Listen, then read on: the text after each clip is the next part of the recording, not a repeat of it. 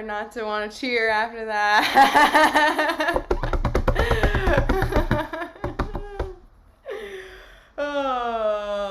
Oh.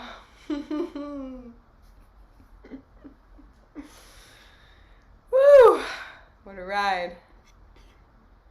Woo! That's the Woo! Yeah, you can take off that mute. We don't need no mute no more. Let's all get rid of Let's that all get rid of that. mute. Oh, except if it's doing echo. I don't know. Definitely got the whole Oh, person there. the whole universe. Yes, seriously, right? Sid, do you want to say more about that, Glenn? I I heard this. I only knew Beethoven's Fifth, Strauss waltzes, and the 1812 overture, and I stumbled in to the Fox Food Basket, which is like the Walmart, when I was about 14 or 15. And there was this cool looking cover, an album, and I bought it, and it was this. And it just blew the top off my head. And I'm still Mm. unpacking it. This is the first time I realized there's another thing on the square where the tavern was, and the military band, and the klezmer music. Church bell, Church bells. church bell. Yes. Yes. Major. All the fifths. And the birds too. There's like the in the beginning. There's so many birds in the beginning. Like the clarinets going boom boom boom boom. It's yeah. And I It's realized he scrapped one movement. He scrapped the Blue Mind movement. And I realized why. It's all in the last movement, and that's Mahler in Love. uh-huh. Yeah. Big. Yeah, that love part is heartbreaking because it just doesn't last. It goes right back into the terror part. I mean, that's my interpretation, we And all that's can. what happened to his relationship, I think. So But Glenn was a major inspiration for tonight's selection of Mahler 1 because he sent me a video that I'll link when I have a sec, which is so this recording was the San Francisco Symphony and Michael Tilson Thomas, who is this super super wonderful composer. I think he's got like a direct soul ancestral link. I mean, he's not directly related to Mahler, but he's he's Jewish and comes from a long line of like fully, like really really uh like I don't know if they're klezmer or Jewish theatrical performers, but like he's living this aspect of Mahler's soul that Mahler couldn't live, that he could only put in his music. So that's why I chose Michael Tilson Thomas doing this. And if you'd like to watch a video that he made, a little like mini documentary where he talks even more in depth about the story of this piece and Mahler in general. He has this series called Keeping Score. It's phenomenal. Glenn sent it to me and I binged it. I binged like a bunch of them. So I want to say thank you, Glenn, and shout you out for that really great recommendation. And I'll go ahead and link it right now. And I'd love to hear any more sharing. You can just go ahead and like, yeah. I'm not looking at the screen right now, so I'm not gonna call on anyone.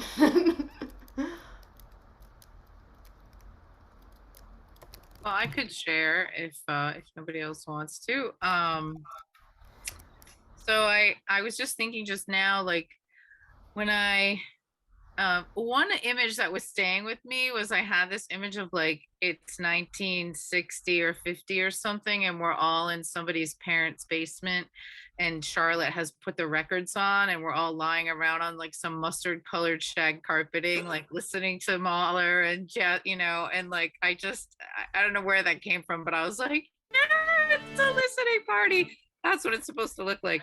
But when I listen to classical music in a very what's the word? Not strategic, focused, in a very intentional.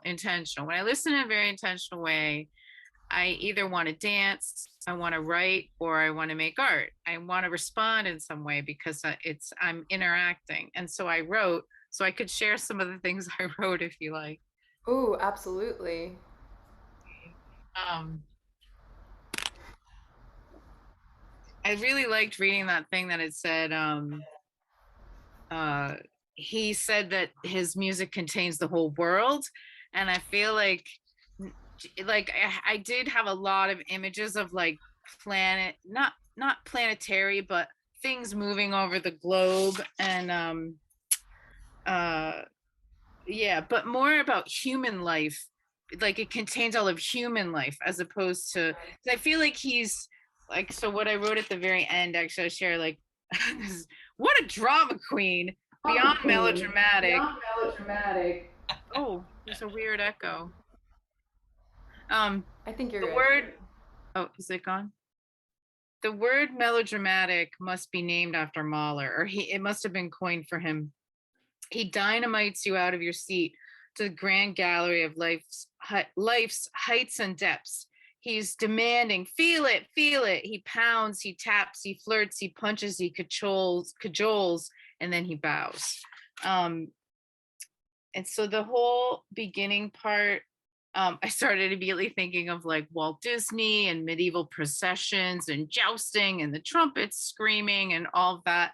And I was like, huh, did Disney like totally co-opt or even write stories to just match Mahler music? Because they must have. And then in the second movement, I think I got the pauses of the movements. In the second movement, I felt so strongly of that music explaining why he's a conductor, because I suddenly started sensing the music as if it were fabric, and moving your hands through different kinds of fabric. Like it just, the music felt so textural or thick to me in that second movement. I don't know. And then the third one, death, life, explosions, war, imprisonment, whirlpools. The shopping spree is about to end. You'll never finish in time. Fireworks, escaping the cannons, to rowboats on a quiet river.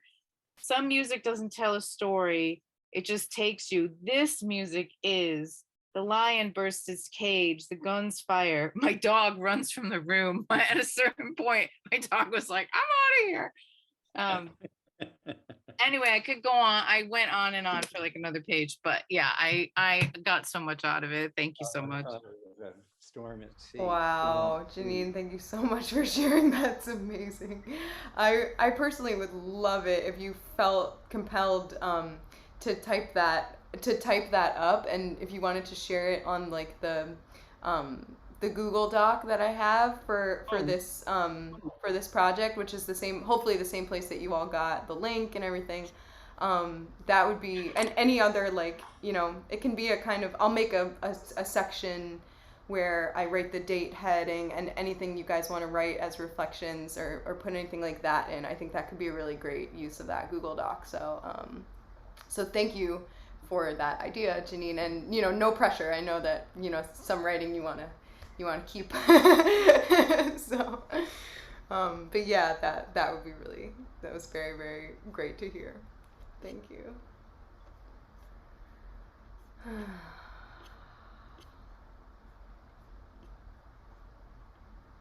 I'll just say I'm a total neophyte as far as classical music goes. So I just was on the ride, and I also thought, gee, I might have heard some of this music as background for some cartoons or whatever. I just imagined that, and I saw a storm at sea, though I noticed you were. But I thought of a storm at sea, and then, the sun must have come through the clouds, because all of a sudden, we're okay. Yeah. I mean, I love the fact that, like, it's just like a relationship where, you know, Chris, you and I might meet the same person and have a completely different experience of them. It's like, it's because of the space between, you know, and that's why this is so special. And we're always changing, so, you know, if we did this tomorrow, we'd probably have a totally different experience too, and that's, yeah, that's really great. I definitely was I was definitely feeling some stormy vibes many times. Yes.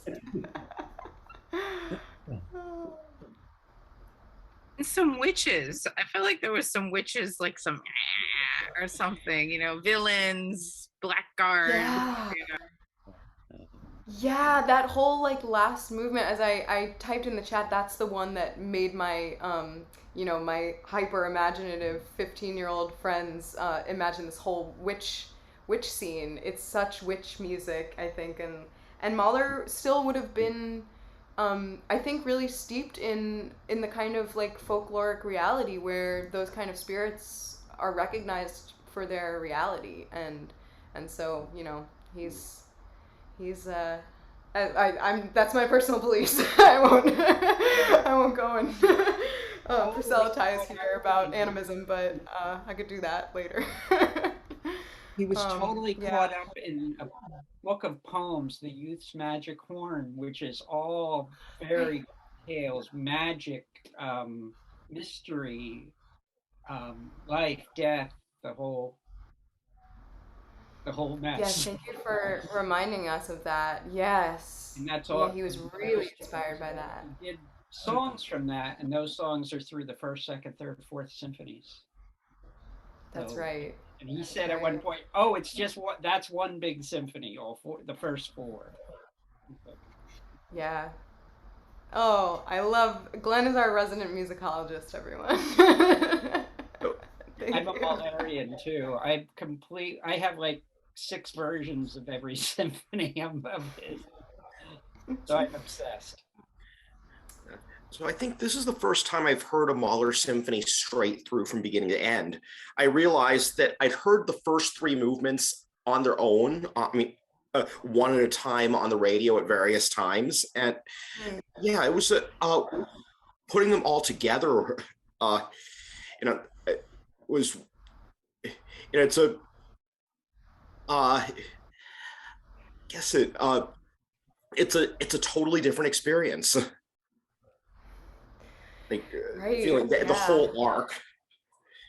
Yeah, that sequence, like the fact that the way one movement ends and the next begins, there's always, I mean, there's so much contrast between inside of the movements, but then the contrast at those seams is like incredible. I mean, I even at the end of the third movement, I was holding the speaker to my ear because I was like, oh my God, this is so tender and precious. And then I forgot that there's a big freaking cymbal crash at the beginning of the fourth movement. So I was like, ah. So yes, thank you, Andrew. That it really, Mahler was the one, some of you maybe know this, I bet Glenn does. Mahler was the one that kind of began the culture of that in some ways we're like quote unquote rebelling against, which is like everybody sit still in the concert hall, don't talk, face forward, pay attention to the conductor, only clap at the end of the piece, because he saw his music as this whole portal that he was opening up, and if people clapped in the middle, it would ruin the portal. it would break the magic spell.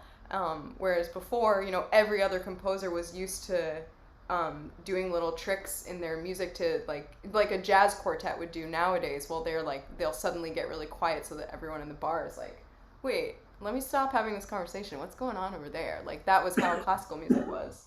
But Mahler changed all that. And now we're going to change it again.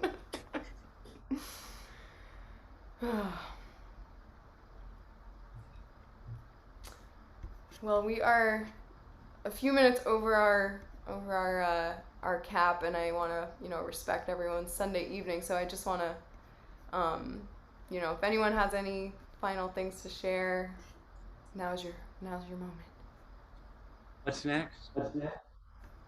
I don't know yet. I decide as the inspiration strikes. So our next one I think is going to be on June 19th. June 12th, which is our next Sunday. It's a couple of weeks from now.